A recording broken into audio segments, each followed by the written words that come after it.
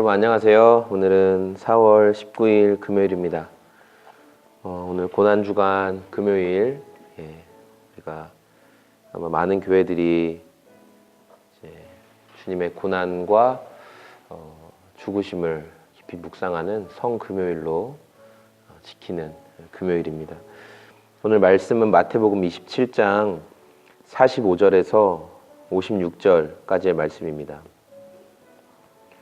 오늘 말씀에 이제 예수님께서 십자가 위에서 숨을 거두시는 내용이 등장하는데요.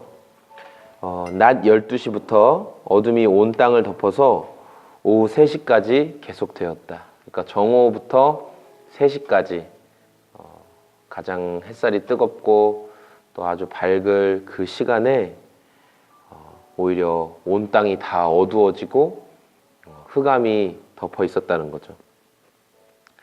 그리고 3시쯤 이제 예수님께서 정말 운명하시기 그 직전에 예수님께서 큰 소리로 부르짖어서 엘리 엘리 라마 사박다니 이렇게 말씀하셨어요. 그러니까 나의 하나님, 나의 하나님, 왜 나를 버리십니까? 어찌하여 나를 버리십니까? 하나님께서 예수님을 외면하시는 이 사건.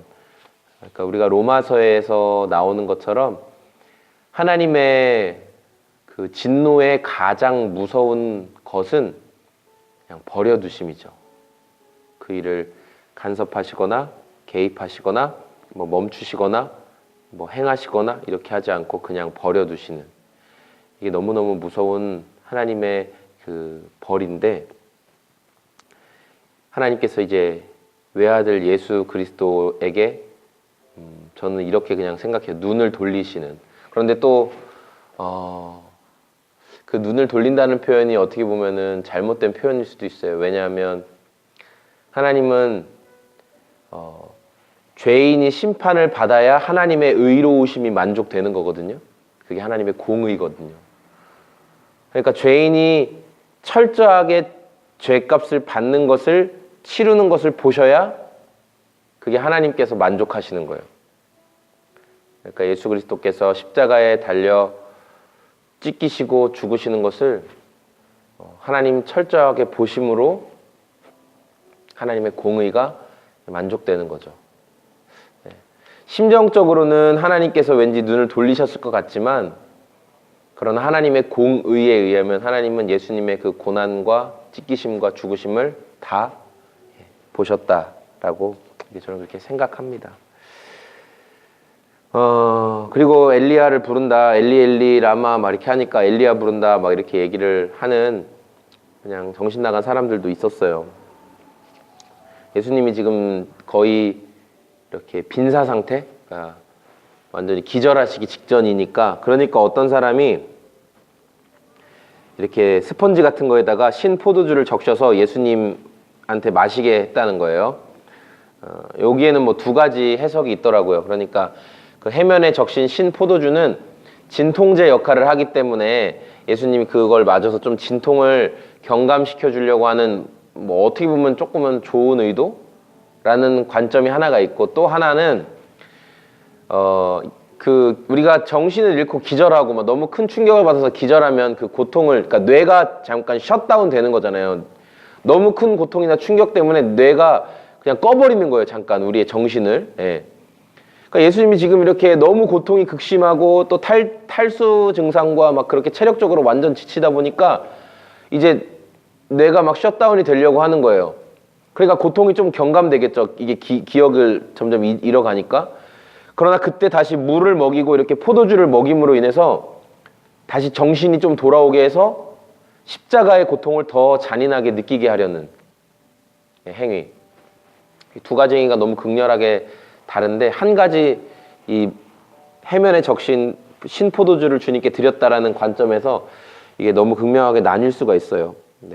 뭐 여러분은 어떤 관점에 예수님을 좀 더 돕기 위한 그런 호의의 행위였는지, 아니면 예수님께 더 고통을 극심하게 주기 위한 악랄한 행위였는지는 여러분 어떻게 받아들이실지, 어떻게 해석하실지는 모르겠어요. 그러면서 이제 예수님께서 50절에 큰 소리로 외치시고 숨을 거두셨다. 예, 예수님께서 다 이루었다 하신 거죠. 이제 다 이루었다. 아버지여, 예, 내 영혼을 아버지의 손에 드립니다. 예수님이 그렇게 자기 영혼을 하나님께 드리고 다 이루셨어요. 그러니까 어떤 일이 벌어졌냐면 휘장이 지성소와 성소를 구분하는, 그러니까 성소까지는 제사장들이 이렇게 사역하는 공간인데 지성소는 함부로 못 들어가는 그 공간을 가리는 휘장이 어디서부터 찢어졌냐면 위에서부터 아래로 찢어졌어요. 그런데 이거 뭐 무슨 성막 이런 거 보고 오신 분들은 알겠지만 그 휘장, 그 텐트가요 뭐 이렇게 이런 정도의 나풀나풀 거리는 게 아니에요. 이거는 제가 힘주면 찢어질 수 있겠죠. 근데 그 휘장의 두께가 이렇게 직접 이렇게 다 꼬아서 짠 실로 두께가 이 정도는 됐나? 두께가 진짜 이렇게 두꺼워요. 이렇게 두꺼워요, 정말. 제가 뭐 거기 경기도 어디 쪽에서 있는데 가서 봤어요. 진짜 이렇게 두꺼운데 그거는 사람의 힘으로도 못 찢고요. 아마 소들이 막 짐승의 힘에 매여서 옆으로 찢으려고 해도 그건 찢어지지 못할 거예요. 그러니까 무슨 의미예요? 하나님이 찢으셨다는 거죠.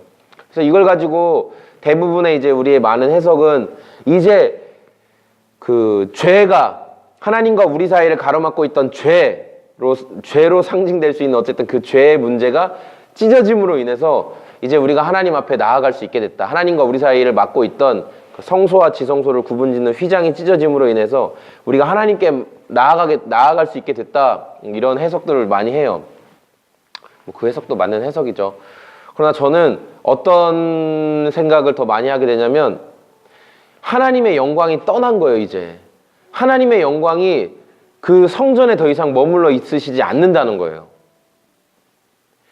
영광의 하나님이 지성소에 머물러 계시면서 이스라엘의 임재를 나타내셨던 그 하나님이 휘장을 찢고 나가버리신 거예요. 이제 더 이상 내가 여기에 머물러 있지 않겠다.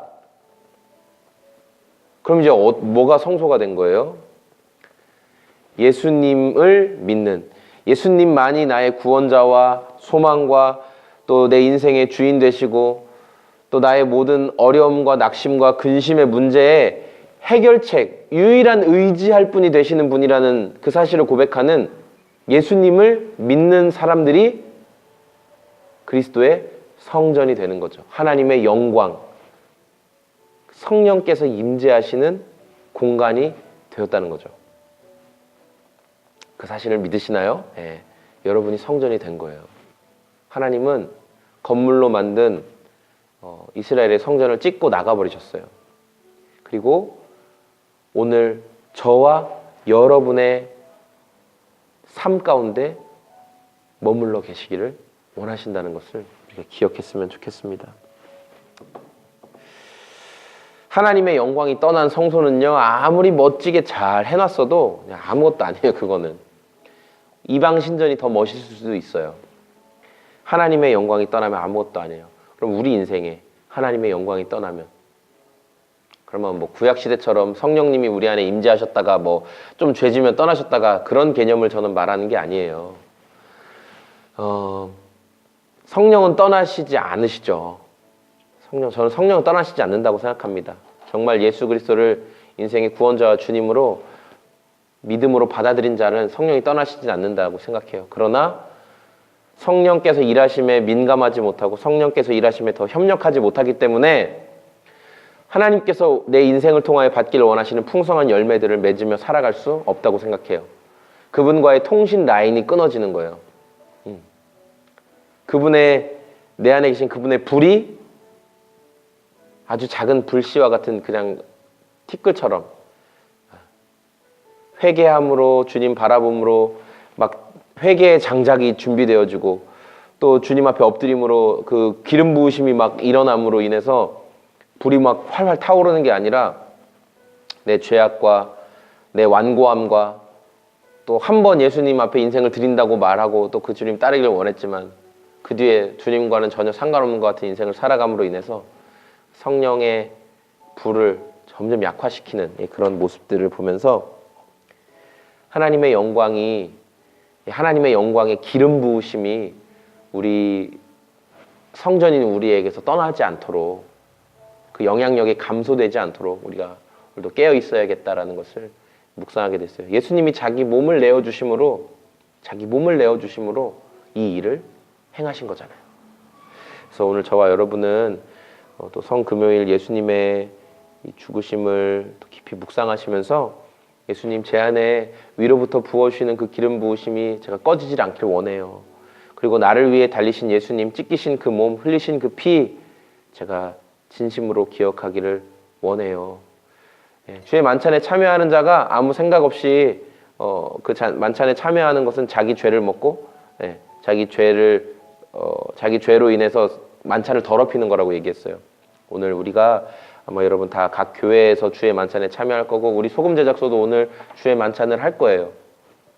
그럴 때 여러분 우리를 돌아보고 우리 마음과 생각을 주님 앞에 겸손히 돌아보고 예수님 깊이 묵상하는 그런 시간을 가지시기 바랍니다. 12시부터 오후 3시 우리 예수님이 숨을 거두시는 그 시간 우리 좀 잠잠하게 침묵하면서 1년에 하루라도 우리 좀 그렇게 주님을 바라보는 그런 시간 갖기를 소망합니다. 오늘도 그 예수님 더 깊이 기대하고 감사하고 그리고 부활의 주님을 바라보는 저와 여러분의 인생 되기를 소망합니다.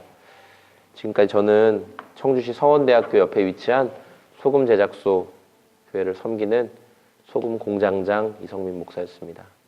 오늘도 주님과 함께 생활하시길 바랍니다. 안녕히 계세요.